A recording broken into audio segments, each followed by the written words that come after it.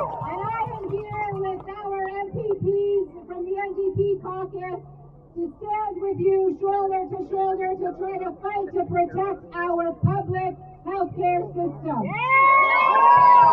And as always, we are very, very, very proud to stand with you because, friends, it is up to all of us working together to protect Ontario's healthcare from cuts, from privatization, and from those who would drag Ontario backwards. But I'm here today, and my MPP colleagues are here today because it is also up to us to make sure that we don't lose hope for our vision for the future of healthcare in Ontario. You know, today Ontario's amazing healthcare workers, and many of you are here with your unions today. Many of you who are at this rally are healthcare workers, and we know that you are run off your feet each and every day. Struggling as hard to provide the care and the dignity and the quality of care that people deserve. Struggling each and every day to do more with less and less and less. Our hospitals are overcrowded. And home medicine, as you know, is a problem in every single corner of this province. All of us know what the pain means, what the pain is like when you have long waits for the care that you deserve. And too many of us know the indignity, the frustration, and the discomfort of finding that at the end of that long wait is a gurney in a hallway. Yes. We've heard stories like people from Olive. Olive is from a community, I believe it was Sudbury, 84 years old. Olive was 84 years old.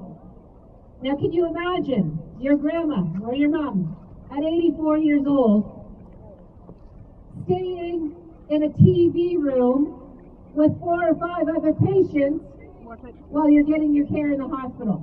And one of those nights, Olive was actually moved to a shower room because they needed the room in the TV room for another patient. We've heard stories like Olive's. We've heard stories like Leo's. You'll remember Leo.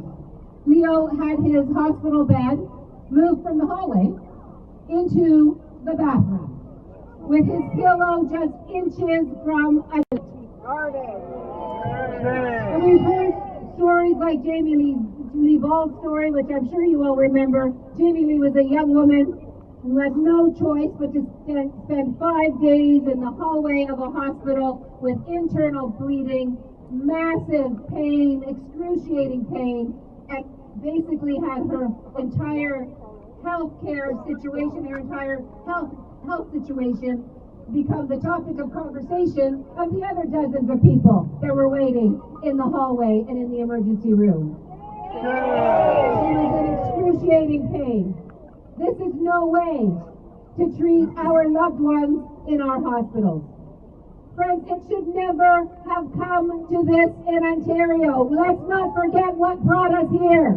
What brought us here, what brought Leo to the situation he was in, and Olive and Jamie. Many of our family members that have experienced our healthcare system know that it should never have come to this. But during the Liberal years, let's not forget how much we were let down. There were cuts upon cuts upon cuts. There were frozen budgets in hospitals for years on end. There were more than 1,600 nurses laid off, endless frontline healthcare workers in every sector of our healthcare system being laid off.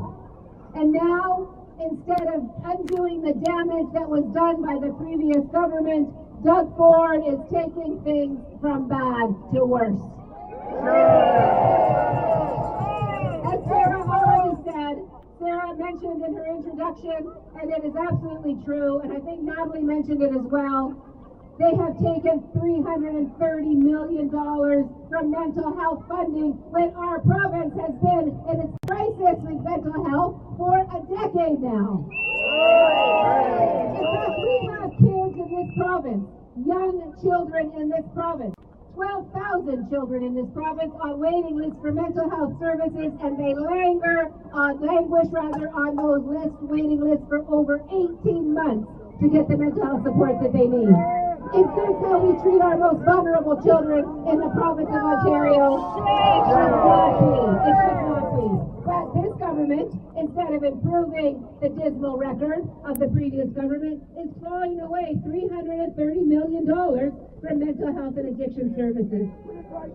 They just announced a couple weeks ago that they are going to cut back the flu surge funding from what the previous Liberal government provided. Last year, flu surge funding for hospitals was set at $100 million. The Ford government, again, taking things from bad to worse, only providing $90 million in flu surge funding. And very, very concerning is their oft-repeated promise that they are going to cut more, that there are more cuts coming across public services, including our healthcare system. So let's not kid ourselves, folks. We are going to have to fight like hell. We are going to have to fight like hell for the next 4 years to protect public health care in Ontario. But you know, it does not have to be this way. Everybody knows it absolutely does not have to be this way. So we do not only have to push back against Doug Ford and others who would drag us backwards in our province, but we have to keep hope alive because we know that we can do better. So let's fight for our sisters and brothers. Ça ne peut plus continuer comme ça. Nous devons changer les choses. On veut le faire ensemble. Our vision is a clear one, and we need to fight for it. Stable hospital funding that keeps up with future demand. No more layoffs across our healthcare system. Real investments in more beds, more hospitals, addressing the roots of poor health like poverty and unaffordable, inadequate housing, better access to health care for Indigenous communities. But we also know we need a universal pharmacare plan.